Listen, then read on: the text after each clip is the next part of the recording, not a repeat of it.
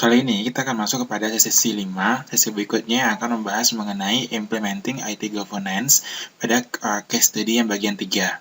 Nah, seperti yang telah kita bahas pada sesi berikutnya, untuk sesi ini kita akan membahas mengenai implementasi tool manajemen guideline COVID. Nah, untuk bagian 1 sampai dengan bagian 8 itu sudah kita bahas pada sesi sebelumnya. Sekarang kita masuk kepada bagian 9 terkait dengan penyusunan program implementasi. Nah, untuk penyusunan program implementasi berbasis penggunaan COVID ini, itu ada 3 step yang harus dilakukan. Yang pertama adalah penentuan target implementasi itu sendiri, yang kedua adalah penyusunan solusi permasalahan, dan yang ketiga itu adalah penyusunan program dari implementasi. Di mana untuk tahap pertama, yaitu terkait dengan tahap implementasi selanjutnya, itu terkait dengan goals and metrics. Kita masuk pada tahap pertama, penentuan target implementasi. Nah, untuk goal and metric itu sendiri, itu ada 3 bagian terkait dengan IT, proses, dan aktivitas. Di mana masing-masing bagian ini juga mempunyai matriksnya berupa penilaian-penilaian sendiri. Di mana hasil akhirnya nanti penilaian-penilaian ini akan berkaitan langsung dengan kepada bagian yang lain. Semisalkan untuk bagian IT nanti akan menentukan bagian proses, dan bagian proses nanti akan menentukan untuk aktivitas yang akan dibuat. Nah, penilaian dari bagian proses itu akan mempengaruhi bagian IT, dan penilaian dari bagian aktivitas itu nanti akan mempengaruhi bagian proses.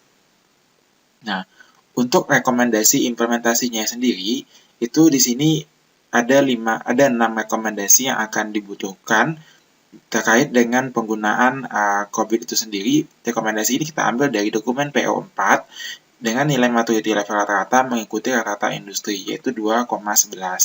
Nah, di sini nanti juga akan ada pertimbangan implementasinya terkait dengan pengaruh bagi perusahaan dalam skala 0 sampai 10 dan rasio terkait dengan biaya. Di mana ini untuk skalanya dari 0 sampai 10 juga, dan prioritasnya. Apakah prioritasnya itu sedang, tinggi, ataupun rendah. Rekomendasi yang pertama yaitu terkait dengan perlu adanya teknik umum untuk mengatur hubungan vendor dan organisasi IT. Di mana ini untuk pengaruh bagi perusahaannya nilainya 5 dan risiko biayanya itu 3. Dan prioritasnya ini adalah sedang.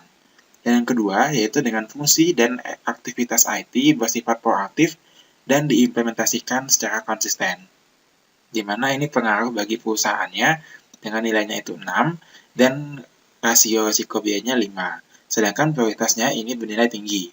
Yang ketiga, yaitu terkait dengan IT dilibatkan dalam semua proyek bisnis. Ini nilai pengaruhnya itu 6, nilai rasionya itu 4, dan prioritasnya ini adalah tinggi. Dan yang keempat, yaitu fungsi IT merupakan fungsi penting bagi proses bisnis organisasi secara keseluruhan. Ini untuk pengaruhnya sendiri bernilai 7, dan rasio risiko biayanya 4, dan prioritasnya ini tinggi. Dan yang kelima, yaitu peran dan tanggung jawab IT diformalkan dan dijalankan. Ini untuk rasionya pengaruh bagi perusahaan 7, dan rasio risiko biayanya 5. Prioritasnya sendiri ini adalah tinggi. Dan yang terakhir, yaitu fungsi IT diatur untuk merespon kebutuhan pelanggan dan hubungan vendor secara taktis dan dengan secara konsisten. Ini untuk pengaruh bagi perusahaannya 6, rasio risiko biayanya 5, dan ini prioritasnya tinggi. Untuk sumbernya sendiri, kita mengacu kepada maturity model PO4 COVID pada 4.1.